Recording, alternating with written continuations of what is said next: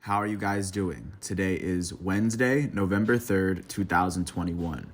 I'm James Sims, and for this episode of The Elite, I'm going to review the Elite matchups and performances from yesterday, Tuesday, November 2nd. And just to take a quick snapshot of where we are at this point in the calendar year, the Atlanta Braves are the last team remaining in the MLB as they have won the 2021 World Series. That is the Braves' first World Series in my lifetime, their first since 1995, their first of the 21st century. And the World Series MVP was Jorge Soler, but of course I'll get into that in a bit. Football is just closing out from his previous weeks as looking over to Champions League overseas. They are getting into their fourth Tuesday of Champions League play. Not to mention that the NBA just got started as well as with all of that. I'm going to get started with the MLB and looking into the final game of the 2021 MLB season.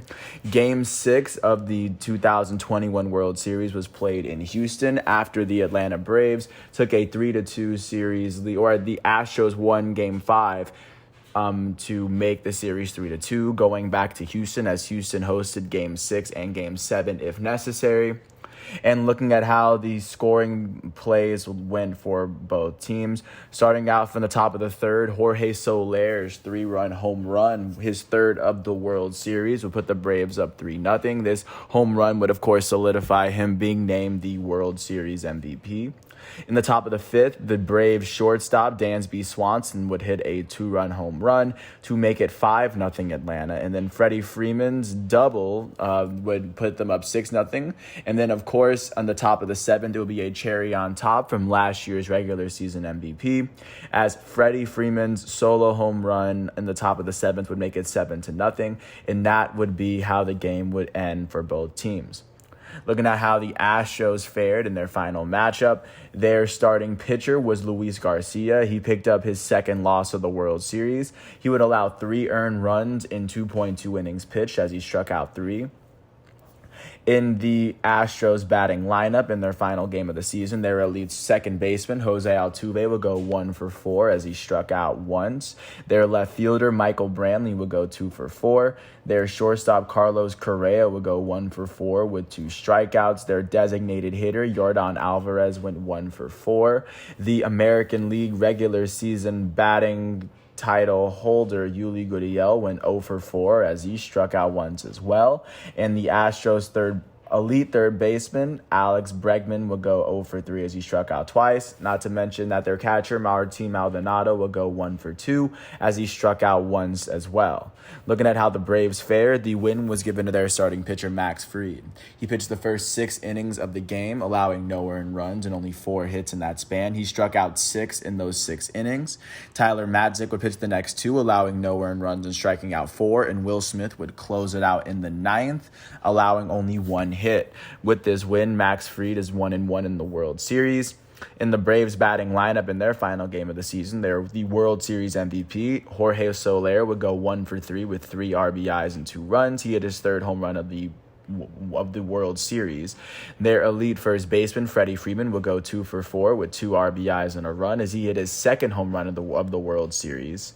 Their center fielder, Adam Duvall, would go 1 for 4.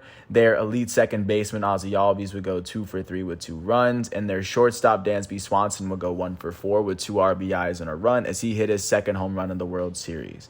With this win, the Atlanta Braves have won the final game of the 2021 calendar year. And of course, the next time I will cover a baseball game will be on opening day for 2022. And it's been an amazing journey from beginning to end of this amazing baseball season. And following this, I will cover the awards that are given after the season. But of course, until then, thanks for following an amazing season, and congratulations to all the players involved for an incredible season beginning to end. So with the MLB season coming to a close, taking a look at what's going on in the States, looking at what's going on first in the NBA. Starting off in Detroit, the Detroit Pistons hosted the reigning NBA champs, Milwaukee Bucks. The Bucks would end up beating the Pistons 117-89. The Bucks would end up outscoring the Pistons by 18 in the first half and then by 10 in the third quarter. Looking at how the Pistons fared on the losing end, they were led in scoring by their small forward, Jeremy Grant. He finished with 21 points in 24 minutes. He shot 8 for 13 from the field, 4 for 8 from 3, and he made one of his 2 free throw attempts. Looking at the Bucks, they were led in scoring by their elite starting power forward, the reigning NBA Finals MVP, Giannis Antetokounmpo. He would finish with 28 points, 8 rebounds, 9 assists, and 4 blocks in 27 minutes as the reigning NBA All-Star Game MVP when he shot 9 for 16 from the field, 3 for 7 from 3, and a perfect 7 for 7 from the free throw line. With this win, the Milwaukee Bucks are 4-4, and with this loss, the Detroit Pistons are 1-6 to start their season. Jumping out to Dallas, the Dallas Mavericks hosted the Miami Heat. The Miami Heat would end up beating the Mavericks 125-110.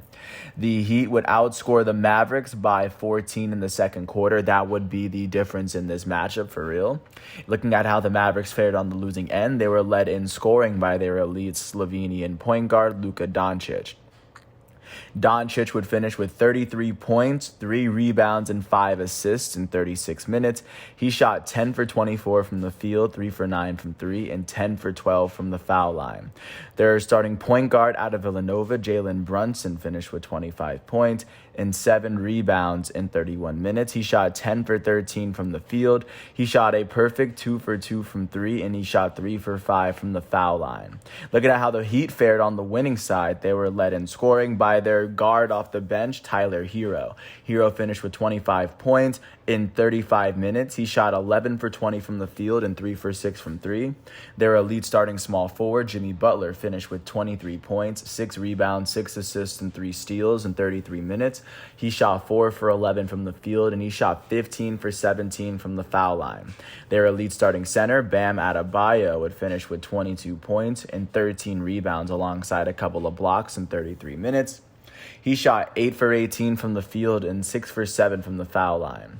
And then their starting point guard, Kyle Lowry, would finish with 22 points, 5 rebounds, and 9 assists in 36 minutes.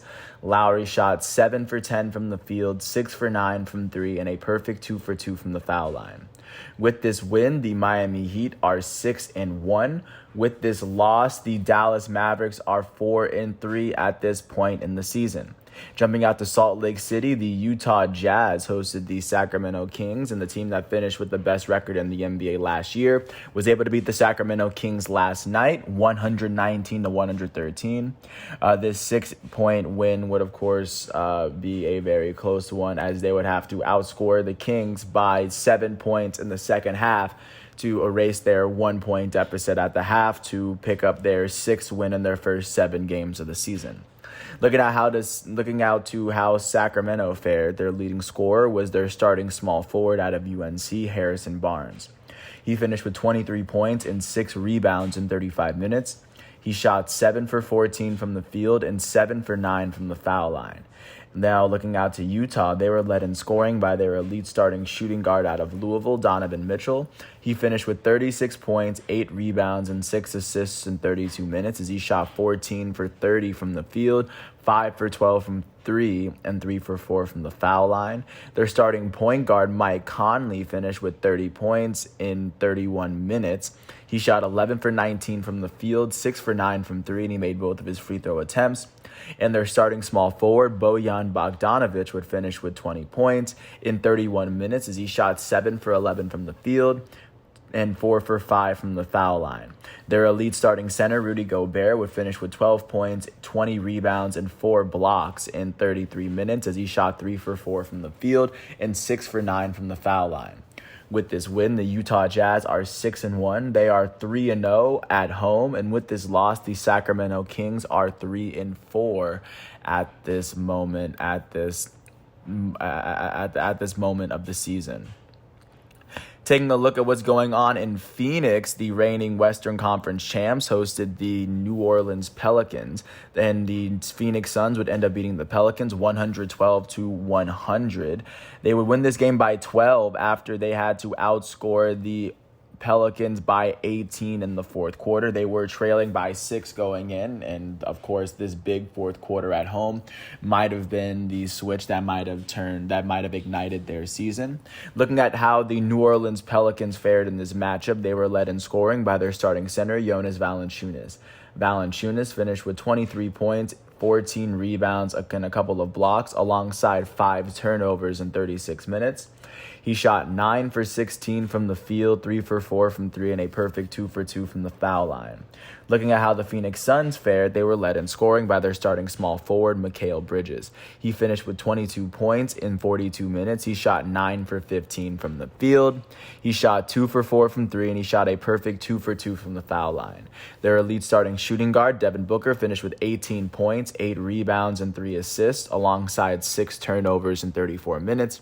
Booker shot 7 for 20 from the field, 2 for 8 from 3, and a perfect 2 for 2 from the foul line. And their elite starting point guard, Chris Paul, would finish with 14 points, 7 rebounds, and 18 assists in 36 minutes. He shot 6 for 8 from the field and a perfect 2 for 2 from the foul line.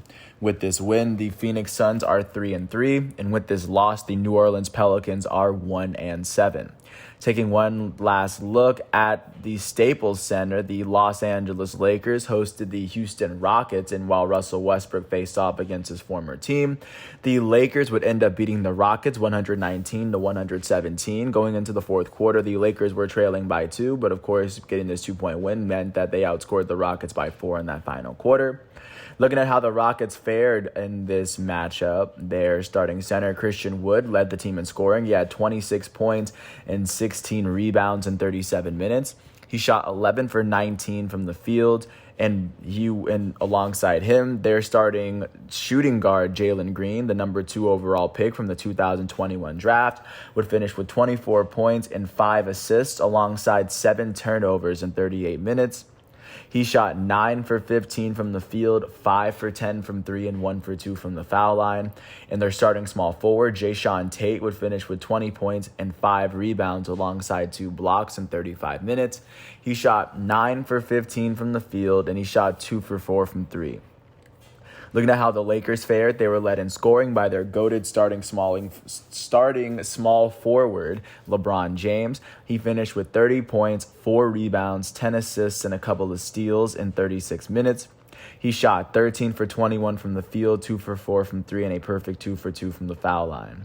Their elite starting power forward, Anthony Davis, would finish with 27 points, 9 rebounds, 3 assists, 3 steals, and 3 blocks in 32 minutes. He shot 11 for 18 from the field, and he shot 5 for 8 from the foul line. And their elite starting point guard, Russell Westbrook, finished with 27 points, 9 rebounds, and 7 assists in 37 minutes. He shot 10 for 21 from the field and 7 for 8 from the foul line. With this win, the Los Angeles Lakers are 5-3, and with this loss, the Houston Rockets are 1-6 at this point in the season.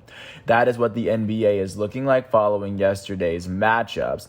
Taking a look at what's going on in Champions League soccer, the only matchups that took place were in groups E, F, G, and H. Starting off with Group H, containing the reigning Champions League winners, Chelsea. Chelsea was able to beat Malmo in Sweden 1-0, as their only goal came in the 56th minute from Hakim Ziyech. And in the other matchup in Group H, Juventus was able to beat Zenit St. Petersburg in Turin. Their first 2 goals would come from their elite Argentinian midfielder, Paulo Dybala. Federico Chiesa would score their third, the Italian winger, and Alvaro Morata, the Spanish striker, would score their fourth to help them sit atop the Group H alongside Chelsea. Taking a look at what's going on with Group G, with the reigning French champs, Lille was able to beat Sevilla 2-1, as the equalizer would be made by Jonathan David, a penalty kick in the 43rd. And then Ikone's 51st minute goal would put Lille up and give them a very big win. And then taking a look at the other matchup, VfL Wolfsburg hosted and defeated Salzburg 2-1 to, of course, keep themselves fighting in the table.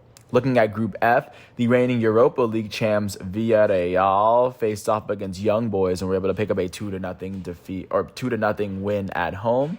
And looking at the other matchup, Manchester United went to Italy to face off against Atalanta. That matchup finished in a 2-2 draw after Ronaldo's 91st minute equalizer to at least give Man U a point in the table. And then last but not least, looking at Group E, Bayern Munich, the reigning German champs, were able to pull off a 5-2 win at home. 3 of their goals coming from their elite Polish striker, Robert Lewandowski. And then the other 2 goals coming from their elite German wingers, Serge Gnabry and Leroy Sané. They scored theirs in the first half. So right now, that is what Champions League is looking like. And of course, there's a good amount of Champions League going on tomorrow.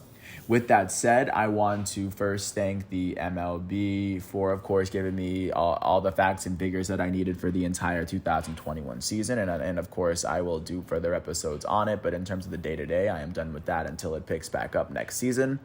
I also want to thank the NBA and the FIFA websites for giving me the facts and figures that I needed. I want to thank everyone for listening to all 15, 16 minutes of this piece.